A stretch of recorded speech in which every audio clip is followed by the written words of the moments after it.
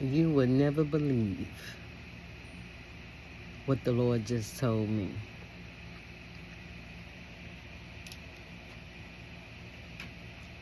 As the song says, right? Let me just put this up in my little holder. Okay. The song goes, you don't know what the Lord told me. I used to hear my grandmother sing. You don't know what the Lord told me. You don't know, you weren't there. You don't know it and you don't know where. You don't know what the Lord told me. Oh, you don't know what the Lord told me. You don't know what the Lord told me. You don't know, you weren't there. You don't know it and you don't know where. You don't know what the Lord told me. You don't know what the Lord told me. You don't know what the Lord told me. You don't know, you weren't there. You don't know when and you don't know where. You don't know what the Lord told me. You don't know what the Lord told me. You don't know what the Lord told me. You don't know, you weren't there. Don't know when and you don't know when. You don't know what the Lord told me.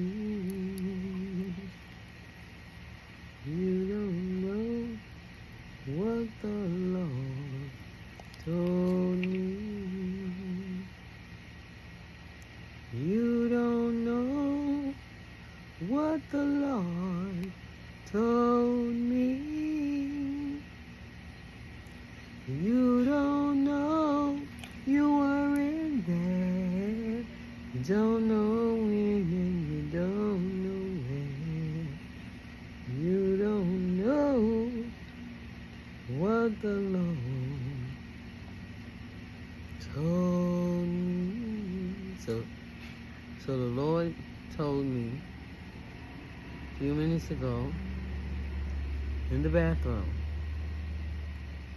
right? And when I say he told me, he didn't utterly speak to me.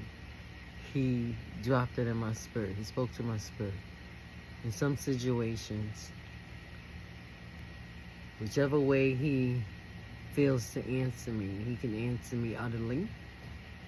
He can answer me in my mind. He can drop something in my spirit. And sometimes he just speaks to the spirit. So, let me explain it like this. If you got the Holy Ghost in you, remember, if y'all remember my previous videos, I spoke on the spirit of right and wrong. So, the difference between the Holy Ghost living within somebody and is speaking to you than the actual spirit of right and wrong is that the Holy Ghost is God living in you. So when he has something to say to you, he can speak directly to you, right? Because you have him already.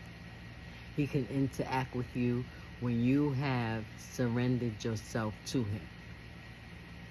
And when there's things that he wished to tell you that is so of importance to save your life or to save your well-being or to help you out in situations, that you don't know you need help in, but he does. He can speak utterly to you. So now, whereas with the spirit of right and wrong, he gives you that feeling to make that action. Because he loves you so much, he interacts with you through love. So the spirit of right is the love feeling that he gives you to connect with him. So whereas you'll get that, something told me, oh, I just got this feeling, something ain't right, right? That would be the spirit of right and wrong. So in that case, in most of the cases where things are right, that would be the spirit of right, telling you, letting you, guiding you, that this is what you got to do. Sorry, I got to put a little eyebrow up here so my face can be focused and y'all can pay attention to what I'm saying and not be like, oh my God. You know, I want you to listen to what I'm saying and pay attention to me, than to actually feel like, oh my goodness, she ain't got this, she ain't got that. Then people won't really listen to what God once said. Okay, so now with that being said, the Lord said to me that you are more obedient than most people. Because, how did this come about? Because I was still thinking about some situations that happened yesterday and prior to yesterday with someone, right? And how they constantly keep telling me, not they, so I'm just going to say how they individually constantly keep telling me, hang on, that I need to just go ahead and do the things that God say do. In other words, for me to just, okay, we're going to do this. We'll bring it down here.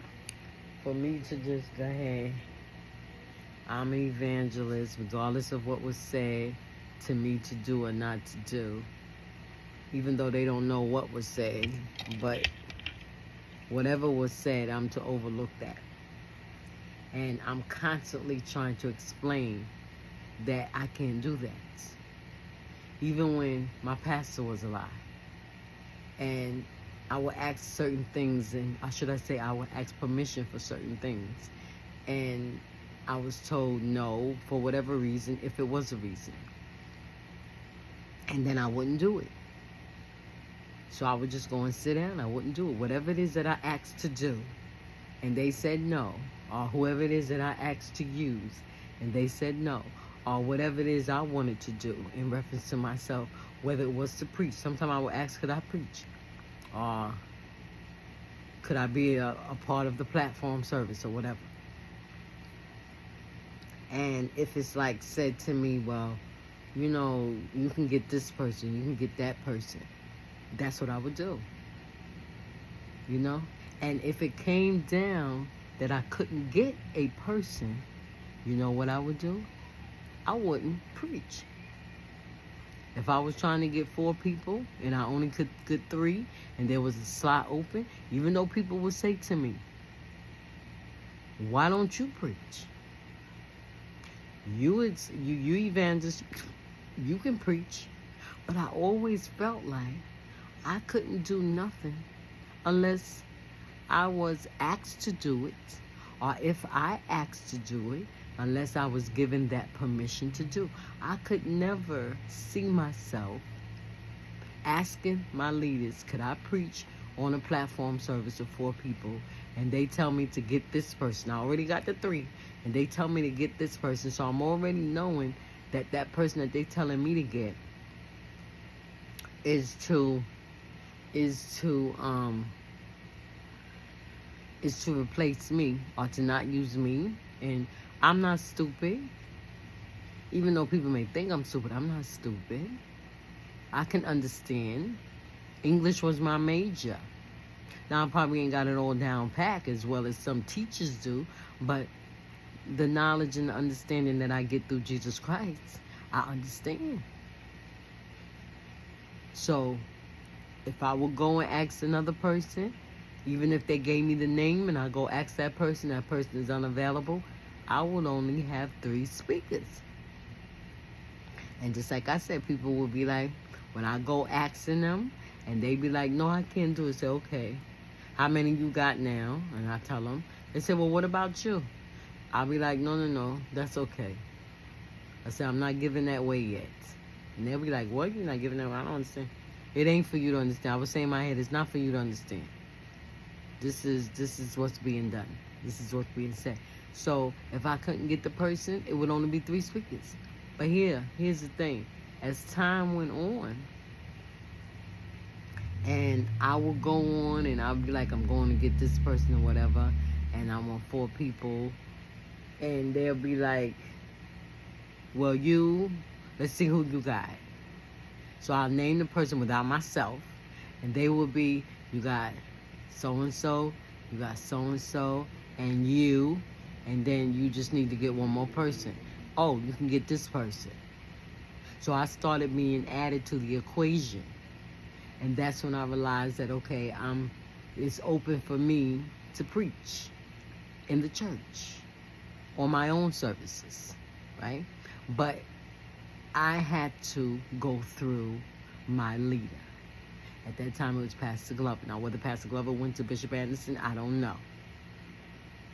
But when she would come back and say, okay, this is you do this, I want you to do this, and it involves preaching, then that let me know that I'm being released to preach in my church. But when I first started out, it will always be other people. So now, with that being said, I try to explain to the people that